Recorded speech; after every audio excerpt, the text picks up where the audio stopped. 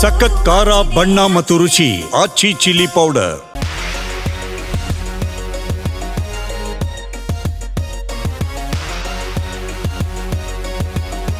Hi hello ನಮಸ್ತೆ, ನಾನು ಸಿಂಚನಾ. ಇವತ್ತು ನಾವೊಂದು ಐಕಾನಿಕ್ ಪ್ಲೇಸ್ಗೆ ಹೋಗ್ತಾ ಇದ್ದೀವಿ. ಈ ಒಂದು ಐಕಾನಿಕ್ ಪ್ಲೇಸಲ್ಲಿ ಒಂದು ಲೆಜೆಂಡ್ರಿ ಮೂವಿ ಶೂಟ್ ಆಗಿತ್ತು. ಸೊ ಈ ಪ್ಲೇಸ್ ಬಂದು ನಮ್ಮ ಬ್ಯೂಟಿಫುಲ್ ಸ್ಟೇಟ್ ಆಗಿರುವಂತಹ ಕರ್ನಾಟಕದಲ್ಲಿ ಇದೆ.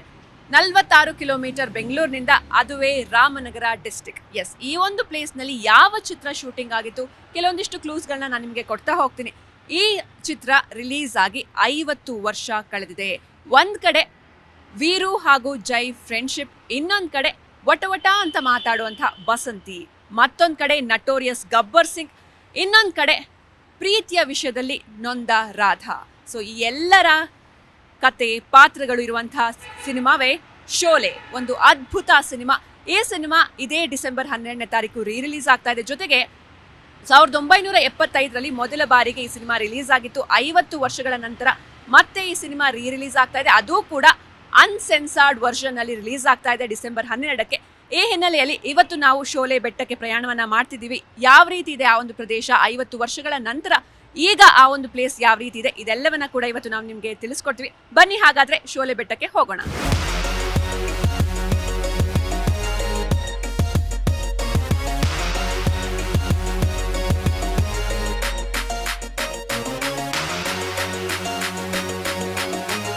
ಫೈನಲಿ ನಾವಿದ್ದೀವಿ ರಾಮ್ಗರ್ನ ಎಂಟ್ರೆನ್ಸ್ ಅಲ್ಲಿ.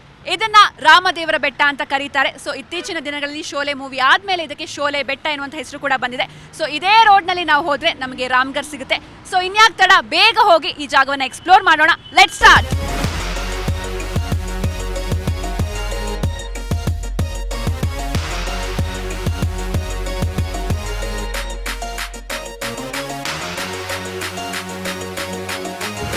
ಫೈನಲಿ ನಾವಿದ್ದೀವಿ ರಾಮ್ಗರ್ನಲ್ಲಿ. ಇದನ್ನ ಇಲ್ಲಿನ ಜನರು ರಾಮದೇವರ ಬೆಟ್ಟ ಅಥವಾ ರಾಮಗಿರಿ ಅಂತ ಕರೀತಾರೆ. ಜೊತೆಗೆ ಶೋಲೆ ಚಿತ್ರೀಕರಣ ಆದ ಬಳಿಕ ತದನಂತರದ ವರ್ಷಗಳಲ್ಲಿ ಇದನ್ನ ಶೋಲೆ ಬೆಟ್ಟ ಅಂತಲೇ ಈ ಒಂದು ಜಾಗ ಫೇಮಸ್ ಆಗಿದೆ.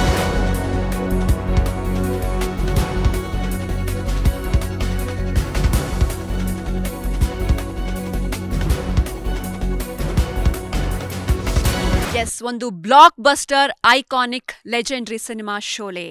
ಈ ಸಿನಿಮಾವನ್ನ ಇದೇ ಸ್ಪಾಟ್ ಅಲ್ಲಿ ಚಿತ್ರೀಕರಣ ಮಾಡಲಾಯಿತು 50 ವರ್ಷಗಳ ಹಿಂದೆ. ಸೊ ಈಗ ನಾನೇನಿತ್ತಿದ್ದೀನಿ ಈ ರೋಡ್ನ ನೀವು ನೋಡ್ತಾ ಇದ್ದೀರಾ. ಸೊ ಇಲ್ಲಿ ನೀವು ಶೋಲೆ ಚಿತ್ರವನ್ನ ನೋಡಿದಾಗ ನಿಮಗೆ ಗೊತ್ತಾಗುತ್ತೆ. ಸ್ಟಾರ್ಟಿಂಗ್ ಒಂದು ರೈಲ್ವೆ ಸ್ಟೇಷನ್ ಸೀನ್ ಇರುತ್ತೆ.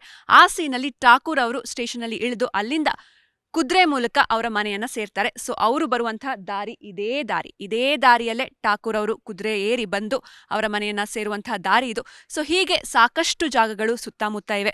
ಗಬ್ಬರ್ ಸಿಂಗ್ನ ಅಟ್ಟಹಾಸ ಎಲ್ಲಿ ನಡೀತು, ಹಾಗೆ ಬಸಂತಿಯ ಪಟಪಟ ಮಾತುಗಳು ಹಾಗೂ ವೀರು ಹಾಗೂ ಜೈನ ಫ್ರೆಂಡ್ಶಿಪ್ಗೆ ಸಾಕ್ಷಿಯಾದ ಸಾಕಷ್ಟು ಸ್ಪಾಟ್ಗಳು ಇಲ್ಲಿ ಸುತ್ತಮುತ್ತ ಇದೆ.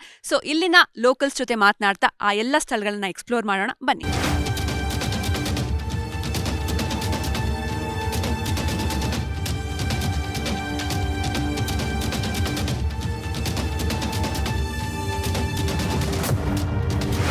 ಫೈನಲಿ ಇವತ್ತು ನಾವು ರಾಮ್ಗರಲ್ಲಿ ಇದ್ದೀವಿ. ಇಲ್ಲೇ ಐಕಾನಿಕ್ ಚಿತ್ರ, ಲೆಜೆಂಡ್ರಿ ಚಿತ್ರ ಶೋಲೆ ಚಿತ್ರೀಕರಣ ನಡೆದಿತ್ತು.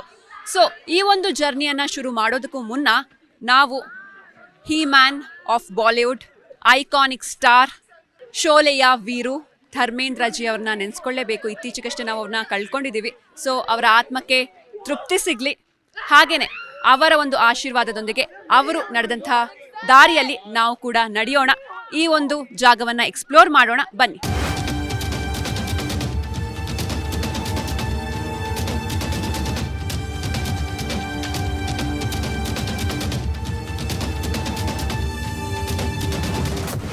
ಈಗ ನಮ್ಮ ಜೊತೆ ಗುರುಲಿಂಗಯ್ಯ ಅವರಿದ್ದಾರೆ. ಸೊ ಈ ಶೋಲೆ ಚಿತ್ರೀಕರಣ ಎಕ್ಸಾಕ್ಟ್ ಆಗಿ ಎಲ್ಲೆಲ್ಲಾಯ್ತು, ಏನು ಎತ್ತ ಎಲ್ಲವನ್ನ ಅವರಿಂದನೇ ಕೇಳಿ ತಿಳ್ಕೊಳ್ಳೋಣ.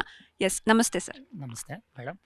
ಸರ್, ಈಗ ಶೋಲೆ ಒಂದು ಐಕಾನಿಕ್ ಚಿತ್ರ 50 ವರ್ಷಗಳಾಯ್ತು ರಿಲೀಸ್ ಆಗಿ. ಇವತ್ತಿಗೂ ಅದರ ಒಂದು ಛಾಪು ಹಾಗೆ ಕಾಪಾಡ್ಕೊಂಡು ಬಂದಿದೆ. ಜೊತೆಗೆ ರಿಲೀಸ್ ಕೂಡ ಆಗ್ತಾ ಇದೆ ಡಿಸೆಂಬರ್ 12ನೇ ತಾರೀಕು. ಸೊ ಇವತ್ತು ನೀವು ನಮಗೆ ಹೇಳ್ಕೊಡ್ಬೇಕು ಅಂದ್ರೆ ಈ ಒಂದು ಚಿತ್ರೀಕರಣ ಎಲ್ಲೆಲ್ಲಾಯ್ತು, ಗಬ್ಬರ್ ಸಿಂಗ್ ಶೂಟಿಂಗ್ ಎಲ್ಲಾಯ್ತು, ಬಸಂತಿ ಶೂಟಿಂಗ್ ಎಲ್ಲಾಯ್ತು, ಎಲ್ಲವನ್ನ ನೀವು ಇವತ್ತು ಹೇಳ್ಕೊಡ್ಬೇಕು. ಆಯ್ತು ಮೇಡಮ್, ಹೇಳ್ಕೊಡ್ತೀವಿ. ನೋಡಿ ಮೇಡಮ್ರೆ, ಇಲ್ಲೇ ಸಾಂಬಾ ಪ್ಲೇಸ್ ಇದ್ದದ್ದು. ಇಲ್ಲಿ ಸಾಂಬಾ ಪ್ಲೇಸು ಈ ಬೆಟ್ಟದಿಂದ ಮೇಲುಗಡೆ ಮೇಡಮ್ರೆ. ಇಲ್ಲಿ ಸಾಂಬಾ ಹಾಕೊಂಡು ಕುಟ್ಟಿ ಆದ್ಮೇ ಆಯೆ ಅಂತ ಅವರು ಅಂತ ಹೇಳ್ತಾರೆ ಮೇಡಮ್. ಅಲ್ಲಿ ಮೇಲೆ ಕೂತ್ಕೊಂಡು ಅಲ್ಲಿಂದ ಮೇಡಮರೇ ಇಲ್ಲಿ ಹೋಗಿ ಅಲ್ಲಿ ಹೋದರೆ ಮೇಡಮರೇ ಮುಂದೆಗಡೆಗೆ ನಾವು ಗಬ್ಬರ್ ಸಿಂಗು ಬಂದು ಠಾಕೂರ್ ಫ್ಯಾಮಿಲಿ ಎಲ್ಲ ಶೂಟ್ ಮಾಡ್ತಾನೆ. ಧರ್ಮೇಂದ್ರ ಸಿಂಗ್ ಮನೆ ಪಕ್ಕದಲ್ಲಿ ಇರ್ತದೆ ಮೇಡಮರೇ. ಅಲ್ಲಿಗೆ ಹೋದ್ಮೇಲೆ ಮುಂದೆಗೆ ಅದೆಲ್ಲ ಲೊಕೇಶನ್ ನಿಮಗೆ ಗೊತ್ತಾಗ್ತದೆ.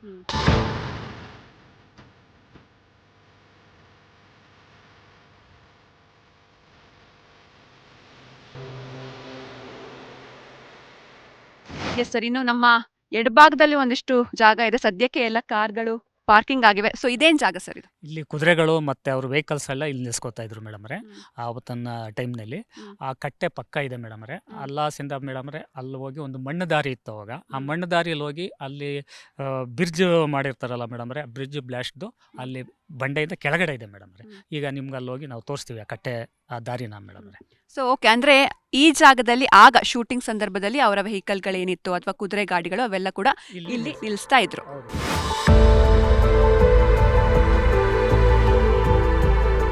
ಮೇಡಮ್ರೆ ಆ ಟೈಮ್ನಲ್ಲಿ ಇದು ಮಣ್ಣು ರಸ್ತೆ ಇತ್ತು. ಇಲ್ಲಿಂದ ಹೋಗಿ ಅವರು ಕುದುರೆಗಳು ಅದೆಲ್ಲ ತೊಗೊಂಡೋಗಿ ವೆಹಿಕಲ್ ತೊಗೊಂಡೋಗಿ ಆ ದೊಡ್ಡ ಬಂಡೆ ಇದೆಯಲ್ಲ ಮೇಡಮ್ ಮುಂದೆಗಡೆ, ಅಲ್ಲಿ ಬ್ರಿಡ್ಜ್ ಇರ್ತದೆ. ಆ ಬ್ರಿಡ್ಜ್ ಅದು ಬ್ಲಾಸ್ಟ್ ಮಾಡ್ತಾರೆ. ಮತ್ತು ಇನ್ನೊಂದು ಅಲ್ಲೊಂದು ಕಟ್ಟೆ ಇದೆ. ಆ ಕಟ್ಟೆ ತಾವೆಲ್ಲ ಫೈಟ್ ನಡೀತದೆ. ಮತ್ತು ಅಲ್ಲೂ ಕೂಡ ಶೆಡ್ಗಳೆಲ್ಲ ಹಾಕಿರ್ತಾರೆ ಮೇಡಮರ್. ಇವತ್ತು ನೋಡಿ ಇದೊಂದು ಕಟ್ಟೆ ಇದೆ ಇಲ್ಲಿ ನಿಮ್ಮ ಎದುರುಗಡೆ, ಇದನ್ನು ನೀವು ನೋಡ್ಬೋದು ಮೇಡಮರೇ. ಇದು ಕೆರೆ. ಅವತ್ತಿನ ಕಾಲದಲ್ಲಿ ಏನಿತ್ತು ಅದು ಇದು ಕೆರೆ ಮೇಡಮರೇ. ಈಗ ಏನೋ ಒಂದು ಸ್ವಲ್ಪ ಯಾವುದೋ ಒಂದು ಗಿಡ ಬೆಳೆದ್ಬಿಟ್ಟು ನೀರೆಲ್ಲ ಮುಚ್ಕೊಂಡ್ಬಿಟ್ಟಿದೆ. ಅದು ಈ ಸಾರಿ ಮುಚ್ಕೊಂಡಿರೋದು.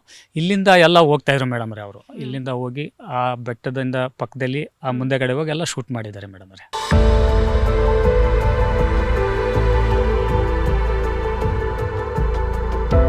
ಸರಿ, ಜಾಗ ನೋಡ್ತಾ ಇದ್ರೆ 50 ವರ್ಷಗಳ ಹಿಂದೆ ನಾವು ಫಿಲ್ಮ್ ನೋಡಿದಾಗ ಅಂದ್ರೆ ಈ ಒಂದು ಜಾಗ ಅಗ್ಲವಾಗಿತ್ತು. ಬಟ್ ಈಗ ತುಂಬಾ ಕಿರಿದಾಗಿದೆ, ಗಿಡ ಗೆಂಟೆಗಳೆಲ್ಲ ಬೆಳ್ಕೊಬಿಟ್ಟಿದೆ. ಅಂದ್ರೆ 50 ವರ್ಷ ಆಯ್ತು. ಸೊ ಅವಾಗ ಹೆಂಗಿತ್ತು, ಇವಾಗ ಹೆಂಗಿದೆ ಈ ಜಾಗ? ಈಗ ಲಾಟ್ ಆಫ್ ಡಿಫ್ರೆನ್ಸ್ ಇದೆ ಮೇಡಮರೇ. ಅವತ್ತು ತುಂಬಾ ಅಗಲವಾಗಿತ್ತು. ಈಗೆಲ್ಲ 50 ವರ್ಷ ಆಯ್ತು ಅಂದಮೇಲೆ ಈ ಮರ ಗಿಡ ಎಲ್ಲ ಬೆಳೆದು ತುಂಬಾ ಜೋರಾಗಿದೆ ಮೇಡಮರೇ. ಅದರಿಂದ ರಸ್ತೆ ಇವಾಗ ತುಂಬಾ ಚಿಕ್ಕದಾಗಿ ಕಾಣಿಸ್ತದೆ.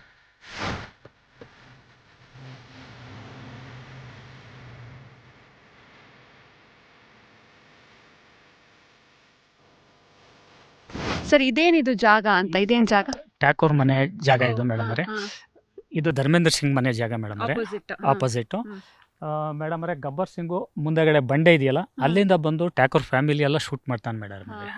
ಅಲ್ಲಿ ಮುಂದಕ್ಕೆ ಹೋದ್ರೆ ನಮಗೆ ಗೊತ್ತಾಗುತ್ತೆ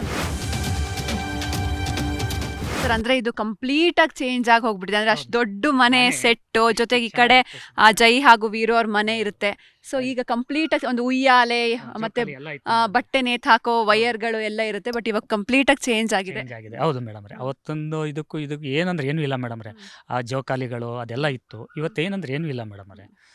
ಆವಾಗ ಅಷ್ಟು ಚೆನ್ನಾಗಿತ್ತು ಅದು. ಅವರು ಸೆಟ್ ಮಾಡಿದ್ರು ಅಷ್ಟು ಚೆನ್ನಾಗಿತ್ತು ಮೇಡಮ್ರೆ. ಎಸ್, ಇದು ನಾವು ಎಕ್ಸಾಕ್ಟ್ಲಿ ನಾವಿರುವಂತಹ ಲೊಕೇಶನ್ ಏನಿದೆ ಇದು ಠಾಕೂರ್ ಅವರ ಮನೆ. ನೀವು ಕೂಡ ನೋಡಿರ್ತೀರ ಸಿನಿಮಾದಲ್ಲಿ. ಸ್ಟಾರ್ಟಿಂಗ್ ಕೂಡ ಠಾಕೂರ್ ಅವರು ರೈಲ್ವೆ ಸ್ಟೇಷನ್ ಇಂದ ಅವ್ರ ಮನೆಗೆ ಬರ್ತಾರೆ. ಜೊತೆಗೆ ಜೈ ಹಾಗೂ ವೀರು ಅವ್ರನ್ನ ಕರ್ಕೊಂಡು ಬಂದು ತಮ್ಮ ಮನೆ ಪಕ್ಕದಲ್ಲೇ ಇದ್ದಂತಹ ಇನ್ನೊಂದು ಮನೆಯಲ್ಲಿ ಅವ್ರಿಗೆ ಆಶ್ರಯ ಕೊಡ್ತಾರೆ, ಅಂದ್ರೆ ಆಪೋಸಿಟ್ ಇರುವಂತಹ ಮನೆಯಲ್ಲಿ. ಸೊ ಜೊತೆಗೆ ಅವರ ಫ್ಲಾಶ್ ಬ್ಯಾಕ್ ಸ್ಟೋರಿಲೂ ನೀವು ನೋಡಿರ್ತೀರಾ. ಅಂದ್ರೆ ಅವ್ರದ್ದು ಇಡೀ ಫ್ಯಾಮಿಲಿ ಇಲ್ಲಿರುತ್ತೆ. ಬಟ್ ಸಡನ್ ಆಗಿ ಗಬ್ಬರ್ ಸಿಂಗ್ ಬಂದ್ಬಿಟ್ಟು ಅವ್ರ ಇಡೀ ಫ್ಯಾಮಿಲಿನ ಶೂಟ್ ಮಾಡುವಂತಹ ಜಾಗ ಇದೇ ಜಾಗ.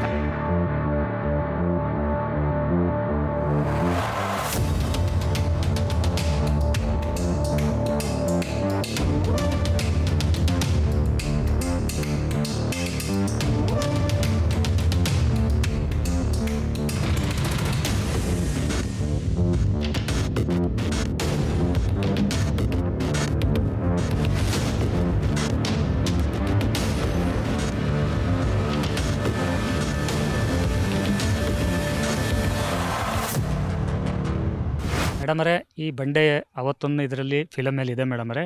ಇಲ್ಲಿ ಗಬ್ಬರ್ ಸಿಂಗ್ ಬರ್ತಾನೆ, ಇಲ್ಲಿ ಕುದುರೆ ನಿಲ್ಲಿಸ್ಕೊಂಡು ಈ ಬಂಡೆ ಮೇಲೆ ಹತ್ತಿ ಇಲ್ಲಾಸಿಂದ ಇಳಿದು ಹೋಗಿ ಠಾಕೂರ್ ಫ್ಯಾಮಿಲಿ ಶೂಟ್ ಮಾಡ್ತಾನೆ ಮೇಡಮರೇ. ಸರ್, ನೀವು ಹೇಳ್ತಾ ಇದ್ರಿ, ಅಂದ್ರೆ ನೀವು ಹೇಳದ್ ಕೇಳಿದ್ರೆ ನಮ್ಗೊಂಥರ ರೋಮಾಂಚನ ಆಗ್ತಾ ಇದೆ. ಸೊ ನೀವು ಶೂಟಿಂಗ್ ನೋಡಕ್ ಬಂದಿದ್ರಾ? ಯಾರನ್ನೆಲ್ಲ ನೋಡಿದ್ರಿ? ಜೊತೆಗೆ ಗಬ್ಬರ್ ಸಿಂಗ್ನೆಲ್ಲ ನೋಡಿದ್ರಾ ರಿಯಲ್ ಆಗಿ? ಹೇಗಿತ್ತು ಆ ಎಕ್ಸ್ಪೀರಿಯನ್ಸ್? ಅಂದ್ರೆ ರಾಮನಗರಕ್ಕೆ ಯಾವುದೋ ಬಾಲಿವುಡ್ ಅವರು ಬಂದಿದ್ದಾರೆ ಅಂದ್ರೆ ಆಗಿನ ಕಾಲದಲ್ಲಿ ಅದು ದೊಡ್ಡ ವಿಷಯ. ಸೊ ಹೇಗಿತ್ತು ಆ ಎಕ್ಸ್ಪೀರಿಯನ್ಸ್? ಅವತ್ತು ಇವತ್ತಕ್ಕೂ ಲಾಟ್ ಆಫ್ ಡಿಫ್ರೆನ್ಸ್ ಸಿಕ್ಕಿದೆ ಮೇಡಮರೇ. ಅವ್ರನ್ನೆಲ್ಲ ನಾವು ನೋಡಿದ್ವಿ. ಗಬ್ಬರ್ ಸಿಂಗು, ಅಮಿತಾಬ್ ಬಚ್ಚನ್ನು, ಹೇಮಾ ಮಾಲಿನಿ, ಇವ್ರನ್ನೆಲ್ಲ ನಾವು ನೋಡಿದ್ವಿ ಮೇಡಮರೇ. ಅವತ್ತಿಗೂ ಇವತ್ತಿಗೂ ರೋಮಾಂಚಕಾರಿ ಅದು.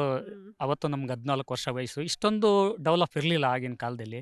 ಎಲ್ಲ ಸಣ್ಣ ಸಣ್ಣ ಹುಡುಗರುಗಳು ಏನೋ ಅವ್ರು ಕಂಡ್ರೆ ಭಯ ಇತ್ತು ನಮಗೆ. ಎಲ್ಲರೂ ಏನಾರು ಅಂದ್ಬಿಡ್ತಾರೋ ಏನೋ ಅಂದ್ಬಿಟ್ಟು ಭಯ ಇತ್ತು. ಆದರೂ ಕೂಡ ಬಂದು ನೋಡಿ ಫಿಲಮ್ ಎಲ್ಲ ಆದಮೇಲೆ ಊಟ ಕೊಡೋರು ಅವರು. ಊಟ ಕೊಟ್ಟರೆ ಧರ್ಮೇಂದ್ರ ಸಿಂಗು, ಅಮಿತಾಬ್ ಬಚ್ಚನ್ ಹೀರೋನಿಗಳೆಲ್ಲ ಬೆಂಗಳೂರು ಪಂಚ ಹೋಟೆಲಲ್ಲಿ ಆಲ್ಟು. ಬೆಳಗ್ಗೆ ಶೂಟಿಂಗ್ ಟೈಮ್ಗೆ ಬರೋರು ಮೇಡಮ್ರೆ, ಸಾಯಂಕಾಲ ಹೊರಟೋಗೋರು. ಈ ಸೈಡ್ ಆಕ್ಟರ್ಸ್ಗಳು ಅವರು ಇವರೆಲ್ಲ ಮೇಡಮ್ರೆ ಅಲ್ಲಿ ಹೋಲಿ ವಿಲೇಜ್ ಅಂತ ಐತಲ್ಲ, ಅಲ್ಲಿ ಆಲ್ಟಿರೋರು ಮೇಡಮ್ರೆ. ಅಂದ್ರೆ ಸರ್ ಆ ಹೋಲಿ ವಿಲೇಜ್ ಅಂದ್ರೆ ಅದೇ ಹೋಲಿ ಸಾಂಗ್ ಶೂಟಿಂಗ್ ಆಗಿದೆಯಲ್ಲ, ಇದೆಲ್ಲ ಅದೇ ಜಾಗ ಮೇಡಮ್ರೆ.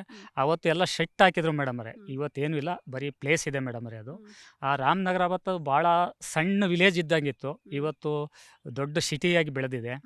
ಆ ರಾಮನಗರಕ್ಕೆ ಹೋದ್ರೆ ನಾವು ಯಾವ ಜಾಗ ಅಂತಾನೆ ಕಂಡುಹಿಡಿಯೋಕ್ಕಾಗಲ್ಲ. ರೈಲ್ವೆ ಸ್ಟೇಷನ್ನು 3 ಸಾರಿ ಚೇಂಜ್ ಆಗಿದೆ ಮೇಡಮ್ರೆ. ಅವತ್ತಿನ ಕಾಲದಲ್ಲಿ ಇದು ಮೀಟ್ರ್ ಗೇಜ್ ಇದಿತ್ತು, ಇವತ್ತು ಬ್ರಾಡ್ ಗೇಜ್ ರೋಡ್ ಆಗಿದೆ, ಡಬಲ್ ವೇ ಆಗಿದೆ. ರಾಮನಗರ ರೈಲ್ವೆ ಸ್ಟೇಷನ್ 3 ಸಾರಿ ಡೆಮೊಲಿಷನ್ ಮಾಡಿದ್ದಾರೆ. ಅಟ್ ಪ್ರೆಸೆಂಟ್ ಈಗಲೂ ಕೂಡ ಅದು ರೆಡಿ ಆಗ್ತಾ ಇದೆ ಮೇಡಮ್ರೆ. ಈಗ ಆ ದಾರಿಗೆಲ್ಲ ತುಂಬ ಚೆನ್ನಾಗಿದೆ ಮೇಡಮ್ರೆ, ಡಾಂಬರ್ ಹಾಕಿದ್ದಾರೆ, ಎಲ್ಲ ಮಾಡಿದ್ದಾರೆ. ಅವತ್ತಿನ ಟೈಮ್ನಲ್ಲಿ ಮಣ್ಣು ರೋಡ್ ಇತ್ತು ಮೇಡಮ್ರೆ. Yes sir. ಇನ್ನು ನೀವು ಈಗ ಅಮಿತಾಬ್ ಬಚ್ಚನ್ ಅವರೆಲ್ಲ ಬಂದಾಗ ನೀವು ಚಿಕ್ಕ ಮಕ್ಕಳು, ಸೊ ಕ್ರೇಜ್ ಜಾಸ್ತಿ ಇರುತ್ತೆ, ಸೊ ಅವ್ರನ್ನೆಲ್ಲ ಮಾತಾಡಿಸ್ಬೇಕು ಅಂತ ಯಾವತ್ತಾದ್ರೂ ಹೊರಟಿದ್ರೆ ಹೇಗೆ? ಇಲ್ಲ ಮೇಡಮ್ ಅವ್ರೆ, ನಾವು ಮಾತಾಡ್ಸೋದಕ್ಕೆ ಏನಂತ ಬುದ್ಧಿವಂತಿಕೆ ಇರಲಿಲ್ಲ ನಮಗೆ. ಅಷ್ಟು ಸಣ್ಣ ವಯಸ್ಸು, ಅವ್ರನ್ನ ಮಾತಾಡಿಸ್ಬೇಕು ಅನ್ನೋದೇನು ಇರಲಿಲ್ಲ. ಕಣ್ಣಲ್ಲಿ ನೋಡಿದೀವಿ ಮೇಡಮ್ ಅವ್ರೆ ಅವ್ರನ್ನೆಲ್ಲ. ಸೊ ಹೇಗಿದ್ರು ಸರ್ ನೋಡಕ್ಕೆ? ಯಾಕಂದ್ರೆ ಹೇಮಾ ಮಾಲಿನಿ ಅಂದ್ರೆ ಅವ್ರ ಕನಸಿನ ಕನ್ಯೆ, ಡ್ರೀಮ್ ಗರ್ಲ್ ಅಂತ. ಸೊ ನೋಡಕ್ಕೆಲ್ಲ ಚೆನ್ನಾಗಿದ್ರು ಮೇಡಮ್ ಅವ್ರೆ, ತುಂಬಾ ಚೆನ್ನಾಗಿದ್ರು, ಒಳ್ಳೆ ಸುಂದರಿವಾಗಿದ್ರು. ಅವ್ರ ಹತ್ರ ಮಾತಾಡೋಕ್ಕೂ ನಮಗೆಲ್ಲ ಭಯ ಇತ್ತು ಮೇಡಮ್ ಅವ್ರೆ ಅವತ್ತಿನ ಟೈಮ್ನಲ್ಲಿ.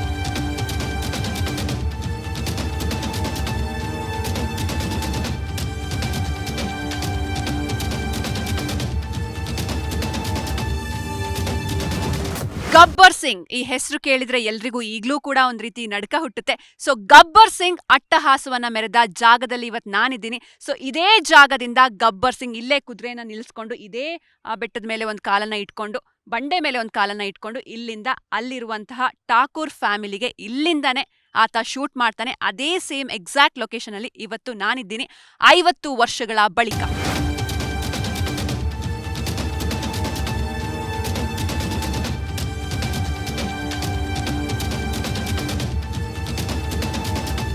जब तक है जाने जहां मैं ನಾಚುಂಗಿ ಎವರ್ಗ್ರೀನ್ ಹಾಡಿದು. ಸೊ ಈ ಒಂದು ಹಾಡು ಶೂಟ್ ಆಗಿದ್ದು ಇದೇ ಜಾಗದಲ್ಲಿ, ನಾನು ನಿಂತಿರುವಂತಹ ಇದೇ ಜಾಗದಲ್ಲಿ ಹೇಮಾ ಮಾಲಿನಿ ಅವರು ಡಾನ್ಸ್ ಮಾಡಿದ್ದಾರೆ. ಸೊ ಹಿಂದೆ ನೀವೇನು ನೋಡ್ತಾ ಇದ್ದೀರಾ, ಅಲ್ಲಿ ವೀರು ಅವ್ರನ್ನ 2 ಕೈಗಳನ್ನ ಕಟ್ ಹಾಕಿ ಅಲ್ಲಿ ಅವ್ರನ್ನ ಇಟ್ಟಿರ್ತಾರೆ. ಜೊತೆಗೆ ಆ ಹಿಂದ್ಗಡೆ ಇರುವಂತಹ ಬೆಟ್ಟದಲ್ಲಿ ಈಗೆಲ್ಲ ಕೂಡ ಕವರ್ ಆಗ್ಬಿಟ್ಟಿದೆ, ತುಂಬಾ ಚೇಂಜಸ್ ಆಗಿದೆ. ಅಲ್ಲಿ ಬಂಡೆಗಳಲ್ಲಿ ಎಲ್ಲ ಡೆಕಾಯ್ಡ್ಸ್ ಕೂಡ ಕೂತಿರ್ತಾರೆ, ಗನ್ಗಳನ್ನ ಹಿಡ್ಕೊಂಡು ಕೂತಿರ್ತಾರೆ. ಅಂದ್ರೆ ಯಾವಾಗ ಅವ್ರು ಡಾನ್ಸ್ ಅನ್ನ ನಿಲ್ಲಿಸ್ತಾರೆ ಆಗ ವೀರುಗೆ ಶೂಟ್ ಮಾಡ್ತೀನಿ ಅಂತ ಗಬ್ಬರ್ ಸಿಂಗ್ ಒಂದು ಆದೇಶವನ್ನ ಕೂಡ ನೀಡಿರ್ತಾನೆ. ಹೀಗಾಗಿ ಕಷ್ಟಪಟ್ಟು ಹೇಮಾ ಮಾಲಿನಿ ಅವರು ಇಲ್ಲಿ ಡಾನ್ಸ್ ಮಾಡ್ತಿರ್ತಾರೆ. ಇದೇ ಜಾಗ ಅದು, ಆ ಎವರ್ಗ್ರೀನ್ ಹಾಡು ಶೂಟ್ ಆಗಿರುವಂತಹ ಇದೇ ಜಾಗ, ಸೇಮ್ ಲೊಕೇಶನ್.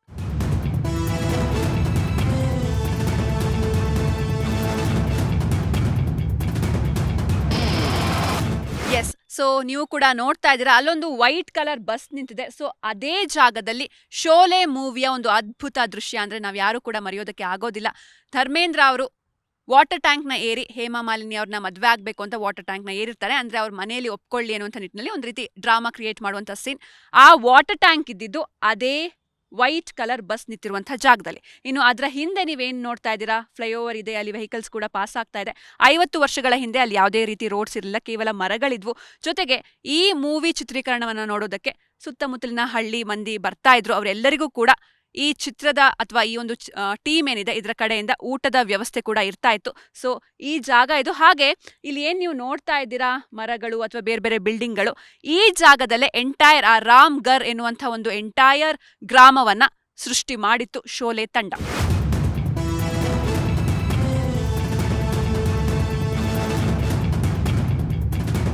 ಅರೆ ಓ ಸಾಂಬಾ ಕಿತ್ನೆ ಆದ್ಮಿ ಥೇ. ಯಪ್ಪ, ಎಷ್ಟೊಂದು ಭಯಾನಕವಾಗಿತ್ತು ಗಬ್ಬರ್ ಸಿಂಗ್ನ ಅಟ್ಟಹಾಸ.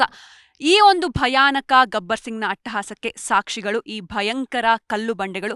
ಸೊ ಇಂಥದ್ದೊಂದು ಜಾಗವನ್ನ ಶೋಲೆ ಚಿತ್ರೀಕರಣಕ್ಕಾಗಿ ಸೆಲೆಕ್ಟ್ ಮಾಡ್ತಾರೆ. ಅಂದ್ರೆ ಸುತ್ತಮುತ್ತ ನೀವು ಎಲ್ಲೇ ನೋಡಿದ್ರೂ ಕೂಡ ಬರೀ ಬೆಟ್ಟ ಗುಡ್ಡ ಬಂಡೆಗಳಿಂದ ತುಂಬಿ ಹೋಗಿರುವಂತಹ ಜಾಗ ಇದು. ಸೊ ಇದು ಡೆಕಾಯ್ಟ್ ಫಿಲ್ಮ್ಗೆ ಸೂಟಬಲ್ ಜಾಗ ಅಂತ ಈ ಒಂದು ಜಾಗವನ್ನ ಸೆಲೆಕ್ಟ್ ಮಾಡ್ತಾರೆ. ಜೊತೆಗೆ 50 ವರ್ಷಗಳ ಹಿಂದೆ ಇಲ್ಲಿ ಇಷ್ಟೊಂದು ದಟ್ಟವಾದಂತಹ ಕಾಡು ಈ ಪ್ರದೇಶದಲ್ಲಿ ಇರಲಿಲ್ಲ ಎನ್ನುವಂಥ ಮಾಹಿತಿ ಕೂಡ ಸಿಗ್ತಾ ಇದೆ. ಅಂದ್ರೆ ಇಲ್ಲೆಲ್ಲ ಬಯಲಾಗಿತ್ತು, ಹೀಗಾಗಿ ಅವರು ಇಲ್ಲಿ ಸೆಟ್ಗಳನ್ನ ನಿರ್ಮಾಣ ಮಾಡೋದಕ್ಕೆ ತುಂಬಾ ಈಸಿ ಆಗ್ತಿತ್ತು. ಇಲ್ಲೇ ಠಾಕೂರ್ ಅವರ ಮನೆ ಕೂಡ ನಿರ್ಮಾಣ ಮಾಡ್ತಾರೆ, ವಾಟರ್ ಟ್ಯಾಂಕ್ ನಿರ್ಮಾಣ ಮಾಡ್ತಾರೆ. ಸೊ ಕಂಪ್ಲೀಟ್ಲಿ ಸೆಟ್ ಹಾಕಿ ಚಿತ್ರೀಕರಣ ಮಾಡಿರುವಂತಹ ಚಿತ್ರ ಇದು. ಈಗ 50 ವರ್ಷ ಆದ್ಮೇಲೆ ಬಂದು ನೋಡಿದ್ರೆ ಸಾಕಷ್ಟು ಬದಲಾವಣೆಗಳಾಗಿವೆ.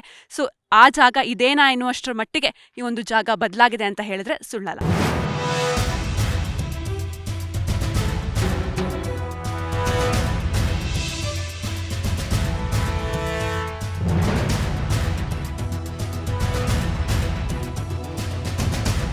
ಹಾ ಬಾಬೂಜಿ, ಕಹಾ ಜಾओगे? ಬೇಲಾಪುರ್, ರಾಂಪುರ್, ಫತೇಗಢ್, ರಾಮ್ಗಢ್, ಕಹಾ ಜಾನಾ ಬೋಲೋ? ಎಸ್, ಶೋಲೆ ಸಿನಿಮಾ ಬಗ್ಗೆ ಸ್ಥಳೀಯರು ಏನ್ ಹೇಳ್ತಾರೆ ಅಂತ ಕೇಳೋಣ. Let's hear from the locals. Yes, ನಮಸ್ತೆ ಸರ್. ಸೊ ಶೋಲೆ ಸಿನಿಮಾ ಒಂದು ಐಕಾನಿಕ್ ಸಿನಿಮಾ, ಇಲ್ಲಿ ಶೂಟಿಂಗ್ ಆಗಿದೆ. ಸೊ ಈ ಸಿನಿಮಾ ಬಗ್ಗೆ ನೀವೇನ್ ಹೇಳ್ತೀರಾ? ನೀವು ನೋಡಿದ್ರ ಶೂಟಿಂಗ್ ನ, ಹೇಗಿತ್ತು ಎಕ್ಸ್ಪೀರಿಯನ್ಸ್? ಅವಾಗ ನಾವು 11-12 ವರ್ಷದ ಹುಡುಗ ಎಲ್ಲ, ಅವಾಗೆಲ್ಲ ಮಡ್ ರೋಡೇ ಇರಲಿಲ್ಲ.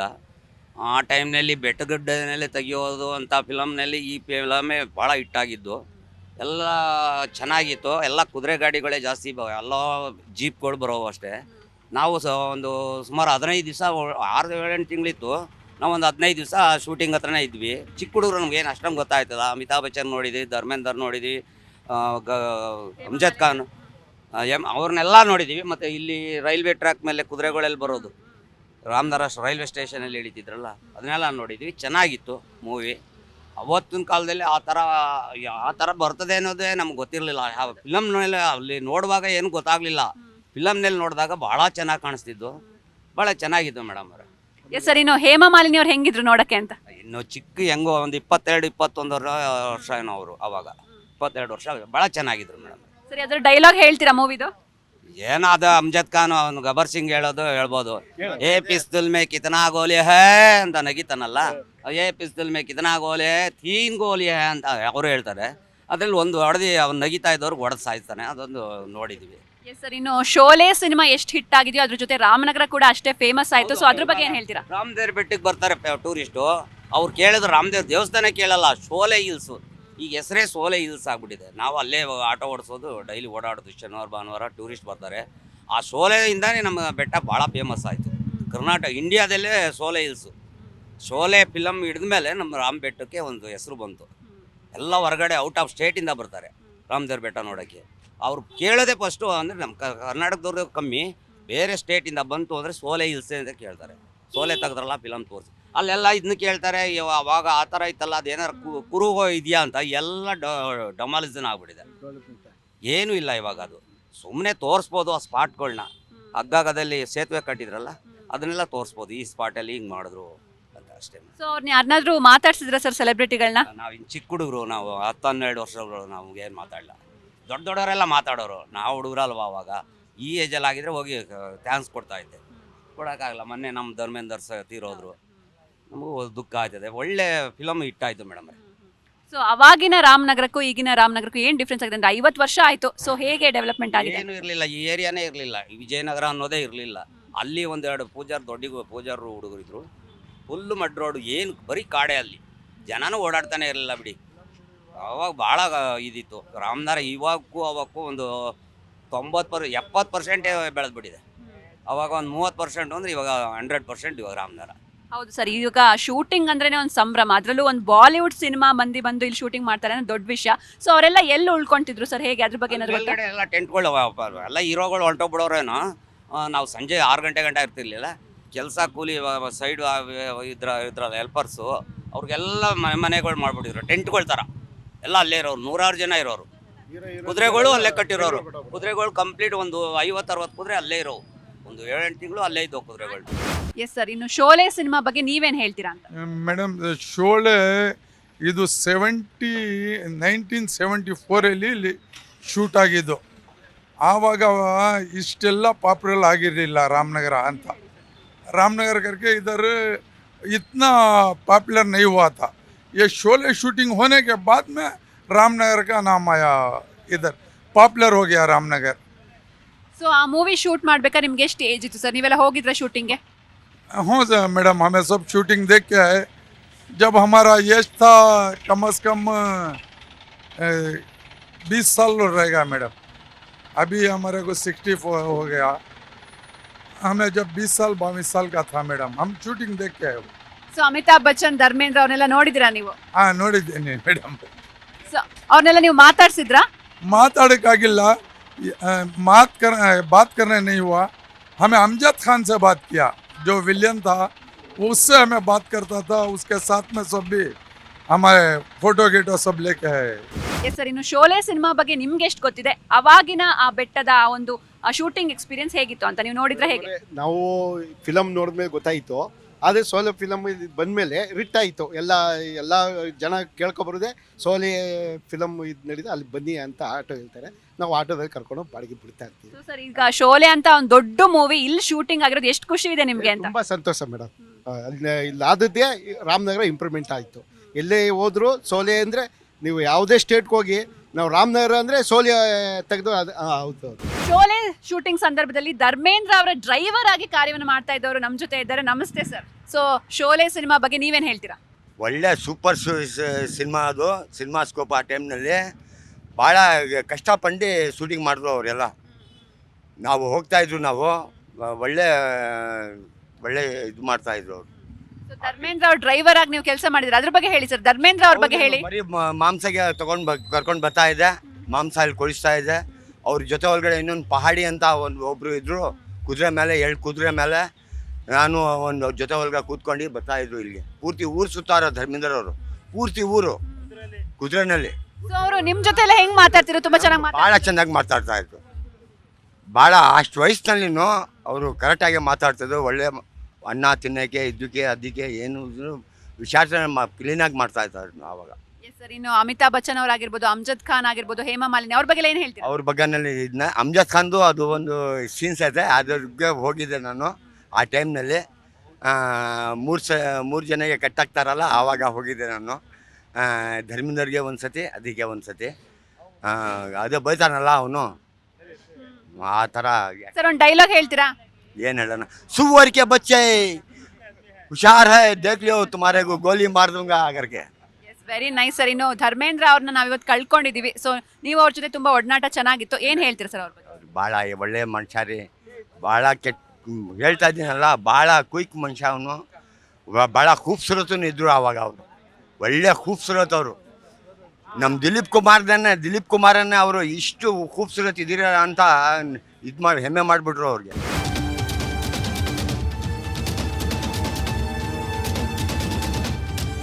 ಧರ್ಮೇಂದ್ರ, ಅಮಿತಾಬ್ ಬಚ್ಚನ್, ಹೇಮಾ ಮಾಲಿನಿ ಹಾಗೂ ಅಮ್ಜದ್ ಖಾನ್ ಜೊತೆಗೆ ಸಾಕಷ್ಟು ನಟರು ಓಡಾಡಿರುವಂತಹ ಜಾಗ ಇದು. ಈ ಒಂದು ಜಾಗದಲ್ಲಿ ನಾವು ಕೂಡ ಒಂದು ರೌಂಡ್ ಹೋಗಿ ಬಂದ್ವಿ. ಸೊ ಈ ಒಂದು ಸಿನಿಮಾ ಏನಿದೆ, ಶೋಲೆ ಸಿನಿಮಾ 50 ವರ್ಷಗಳನ್ನ ಕಂಪ್ಲೀಟ್ ಮಾಡಿದೆ. ಸಾಕಷ್ಟು ಬಾರಿ ರಿಲೀಸ್ ಕೂಡ ಆಗಿದೆ. ಆದರೆ ಡಿಸೆಂಬರ್ 12ನೇ ತಾರೀಕು ಮತ್ತೊಮ್ಮೆ ರಿಲೀಸ್ ಆಗ್ತಾ ಇದೆ, 50ನೇ ವರ್ಷ ಕಂಪ್ಲೀಟ್ ಮಾಡಿರುವಂತಹ ಪ್ರಯುಕ್ತ.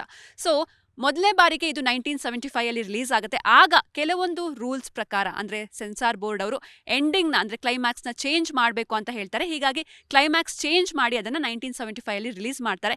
ತದನಂತರದಲ್ಲಿ ಈ 50 ವರ್ಷಗಳು ಕೂಡ ಏನು ಆ ಫಸ್ಟ್ ಕಾಪಿ ಏನಿತ್ತು ಅದೇ ರೀತಿ ಸಿನಿಮಾ ಮತ್ತೆ ರಿಲೀಸ್ ಆಗ್ತಾ ಇತ್ತು. ಆದ್ರೆ ಡಿಸೆಂಬರ್ 12ಕ್ಕೆ ರಿಲೀಸ್ ಆಗ್ತಾ ಇರುವಂತಹ ಶೋಲೆ ದಿ ಫೈನಲ್ ಕಟ್, ಈ ಸಿನಿಮಾ ಏನಿದೆ ಇದರಲ್ಲಿ ರಮೇಶ್ ಸಿಪ್ಪಿ ಅವರು ಯಾವ ರೀತಿ ವಿಷನ್ನ ಇಟ್ಕೊಂಡು ಒಂದು ಕ್ಲೈಮ್ಯಾಕ್ಸ್ನ ಬರೆದಿದ್ರು, ಎಂಡಿಂಗ್ ಯಾವ ರೀತಿ ಇತ್ತು, ಆ ಒರಿಜಿನಲ್ ಎಂಡಿಂಗ್ ಏನಿದೆ ಅದು ನಿಮ್ಮ ಮುಂದೆ ಡಿಸೆಂಬರ್ 12ನೇ ತಾರೀಕು ಬರ್ತಾ ಇದೆ. ಸೊ ಇವತ್ತು ನಾವು ಈ ಒಂದು ಐಕಾನಿಕ್ ಜಾಗಕ್ಕೆ ಬಂದು ಇಲ್ಲೆಲ್ಲ ಕಡೆ ಕೂಡ ಓಡಾಡಿದ್ವಿ, ಎಲ್ಲ ಪ್ಲೇಸ್ಗಳನ್ನ ಕೂಡ ನೋಡಿದ್ವಿ.